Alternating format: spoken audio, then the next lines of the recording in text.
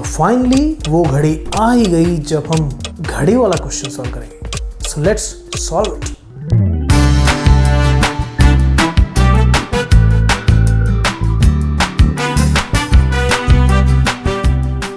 तो अब हमें इस क्वेश्चन में सॉल्व क्या करना है। हमें ये बोला गया है कि एक घड़ी है जिसके अंदर ये एक मिनट हैंड है। वैसे तो सेकंड और आवर की भी होती है, तो मैंने सिर्फ मिनट हैंड ही बना दी। ठीक है, वो कहता है ये बताओ कि 5 मिनट में ये कितना एरिया कवर करेगी। देखो क्वेश्चन पढ़ लेते हैं। The length of the minute hand of a clock is 14 centimetre. तो इसकी जो लेंथ है वो हमें 14 सेंटीमीटर गिवन है। वो कहता है find the area swept by the minute hand in 5 minutes. 5 minute में कितना एरिया कवर करेगी। देखो अब इसको ना ऐसे समझो, ये मान लो 12 पे है, ठीक है, 12 पे है, वो तो वैसे कहीं पे भी सकती है, हम मान लेते हैं 12 पे है। तो 5 मिनट बाद ये क्या करेगी, 1 पे पहुंच जाएगी। ठीक है, तो इसके बीच में जितना भी जितना भी एरिया है इसके बीच में, ये सारा कवर करेगी। ठीक है, चलो हम इसको ऐसे समझते हैं। अब ये जो मिनट हैंड है, ये मिनट हैंड एक्चुअली अगर 12 से घूम के वापस 12 पे आ जाए तो अपने आप में ये पूरा एक सर्कल बनाएगी, राइट, एक सर्कल ही तो बनाएगी। तो पूरे 60 मिनट में ये एक सर्कल के बराबर का एरिया कवर कर लेती है। ठीक है, लेकिन 5 मिनट में ये सिर्फ इतना एरिया कवर करेगी। ठीक है, 5 मिनट में सिर्फ इतना एरिया कवर करेगी।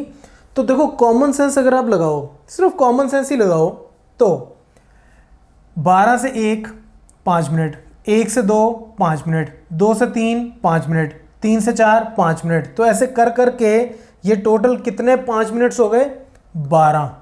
तो 12 इंटू 5 कितना होता है, 60। तो यानी कि टोटल 60 मिनट। तो 5-5 मिनट के मेरे पास 12 सेक्टर्स बनेंगे, 12 सेक्टर्स बनेंगे। तो अल्टीमेटली ये जो ग्रीन वाला एरिया है ये कितना हो जाएगा, पूरे सर्कल के एरिया का 12वां हिस्सा, यानी कि πr²/12। तो मैं पहले ऐसे ही बता देता हूँ। देखो तो इसका जो एरिया निकलेगा ना, वो पता है कितना निकलेगा, πr²/12। तो इसके बाद हम वैसे भी सॉल्व करेंगे कि आपको एग्जामिनेशन में कैसे लिख के आना है, जस्ट इन केस आपको लगे कि इसमें मेरे मार्क्स कट जाएंगे। लेकिन अगर मल्टीपल चॉइस क्वेश्चन है, टिक मार्क है, तो आप जल्दी कैलकुलेट कर सकते हो।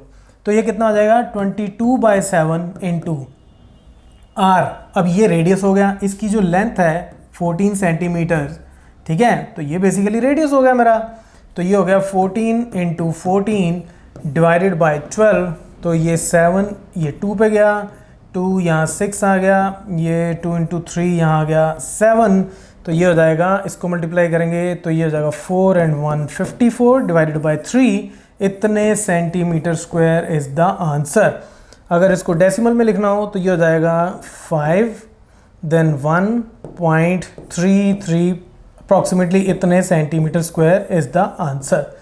तो देखो इतना सिंपल सा क्वेश्चन है कि पूरे सर्कल के एरिया का 12वां हिस्सा, दैट्स इट। ठीक है, अच्छा अब अगर आपको इसको प्रॉपर सेक्टर का फॉर्मूला लगा के करना हो, क्योंकि एक्चुअली देखो तो बनता तो ये सेक्टर ही है, तो आपको ये फाइंड आउट करना पड़ेगा कि ये एंगल कितना है। सबसे पहली बात ये एंगल फाइंड आउट करना पड़ेगा। तो बहुत सिंपल है, अब हम इसको कवर करते हैं।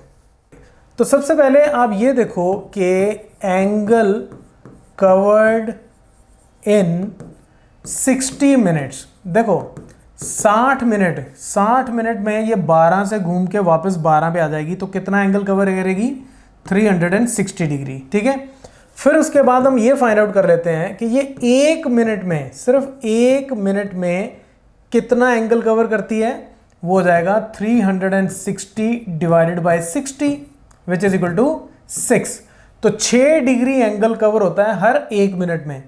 और अब हम देख लेते हैं कि एंगल कवर्ड इन 5 मिनट्स वो कितना हो जाएगा।